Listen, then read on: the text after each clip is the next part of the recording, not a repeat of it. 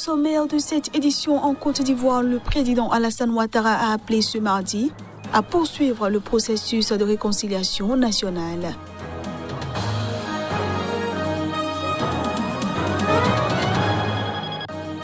En Tanzanie, le président du parti d'opposition Chadema a été arrêté ainsi que 10 autres membres du parti à Mwanza dans le nord-ouest du pays.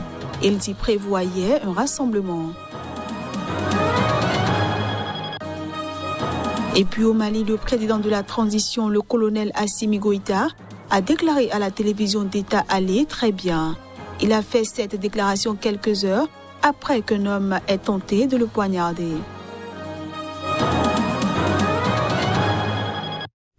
Merci de nous choisir pour vous informer à toutes et à tous. Bienvenue.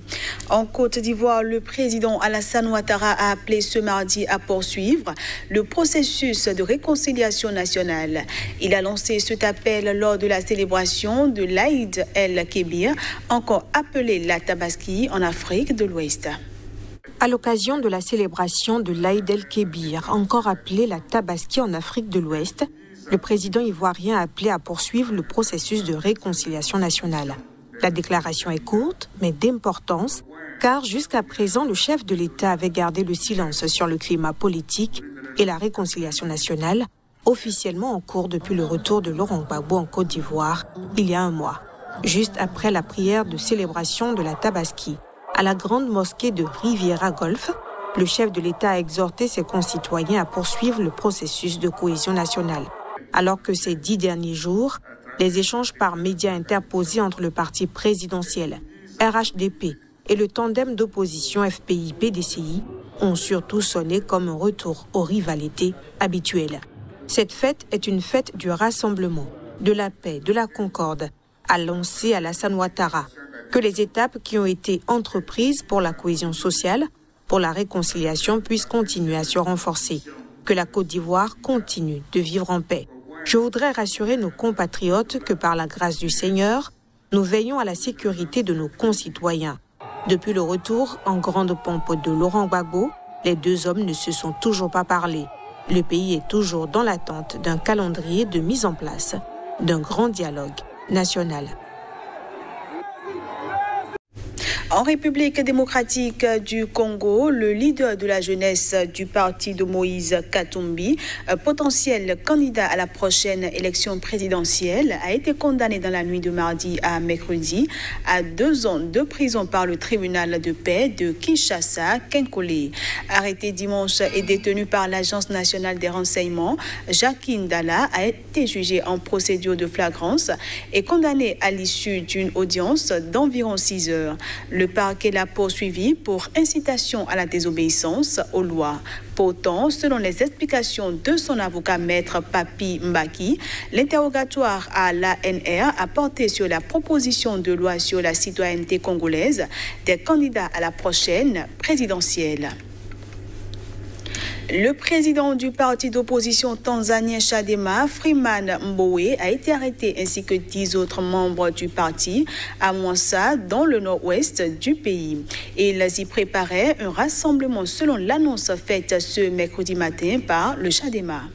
Freeman Mbowe a été abordé par une armée d'officiers de police à son arrivée à l'hôtel à 2h30 du matin et a été arrêté avec d'autres leaders, a déclaré le principal parti d'opposition tanzanien dans un communiqué posté sur Twitter et signé par son directeur de la communication. Les autres leaders ont été emmenés au commissariat de Mwanza, mais l'endroit où Freeman Mbowe a été emmené n'est pas connu et jusqu'à maintenant, il n'y a pas d'informations sur sa localisation, ajoute le parti, demandant à la police d'indiquer où il se trouve et pourquoi il a été arrêté. Nous condamnons la répression des droits des Tanzaniens de la manière la plus forte. Ce sont des signes que la dictature qui avait cours sous le président John Magufuli continue, poursuit le parti. L'ancien président John Magufuli, à la tête de la Tanzanie depuis 2015, est décédé en mars, officiellement de problèmes cardiaques. Outre la lutte contre la corruption, la présidence de celui que l'on surnommait le bulldozer a notamment été marquée par un virage autoritaire avec des attaques répétées contre l'opposition et un recul des libertés fondamentales.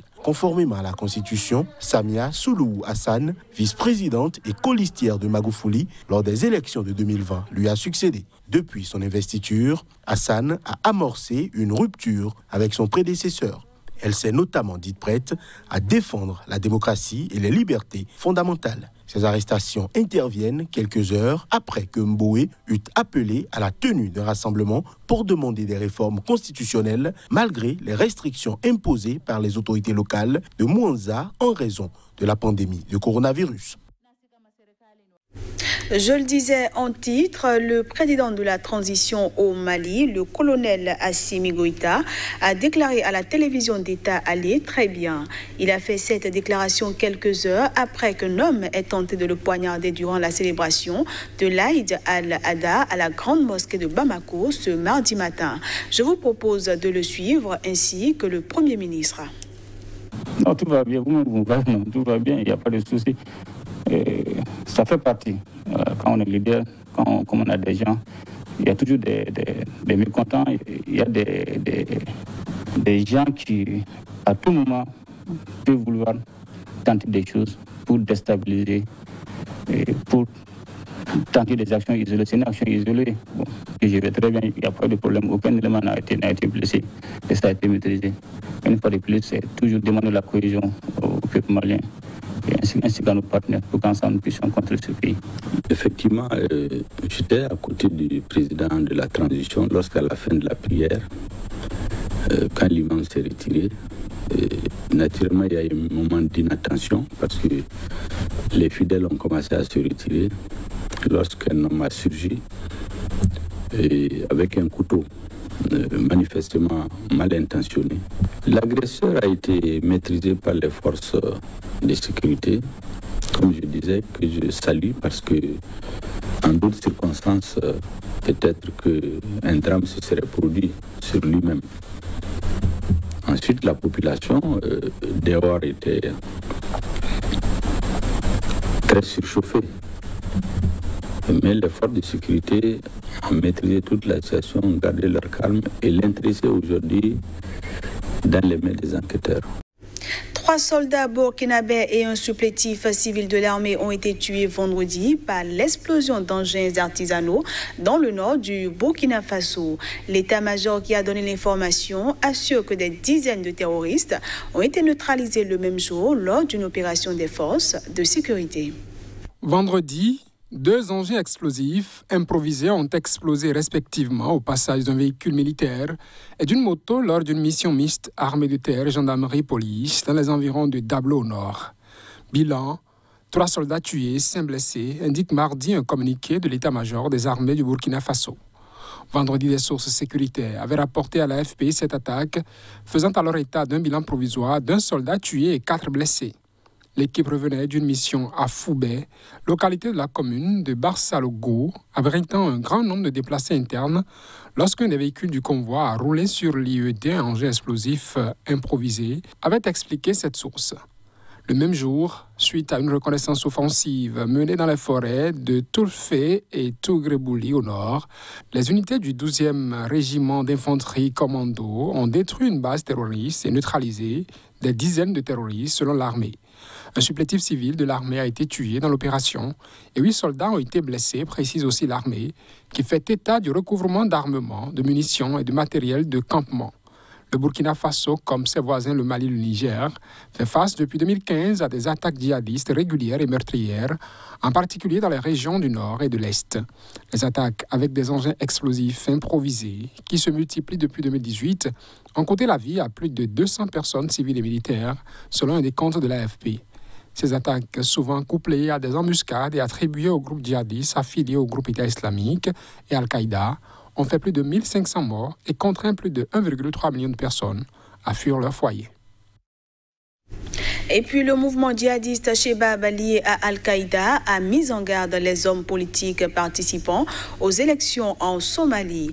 Dans un message audio, ils appellent à ne pas se laisser duper par des promesses qu'ils qualifient de creuses. Les élections législatives et présidentielles indirectes dans ce pays instable de la Corne de l'Afrique doivent commencer le 25 juillet par le vote pour le Sénat. Nous envoyons un avertissement aux délégués qui voteront à ces élections, affirme dans un message qui lui est attribué, relayé par les sites pro-Chebab, le chef du groupe rebelle, connu sous le nom d'Ahmed Oumar Oubou Oubaïda. L'authenticité de ce message diffusé lundi, à l'occasion de la fête musulmane de l'Aïd el-Adha, n'a pu être vérifiée par l'AFP de sources indépendantes. Selon le complexe système électoral somalien, des délégués spéciaux investis par une myriade de clans et de sous-clans choisissent les parlementaires qui eux-mêmes désignent le président. Ne vous laissez pas duper par les promesses creuses, y compris monétaires ou de secret du vote, affirme l'auteur de ce message, dont la date d'enregistrement n'a pu être établie. Apprenez de ceux qui vous ont précédé, ajoute-t-il, dans une possible allusion aux chefs traditionnels qui ont participé aux dernières élections en 2016 et dont certains ont été ensuite assassinés par des combattants des Chebab.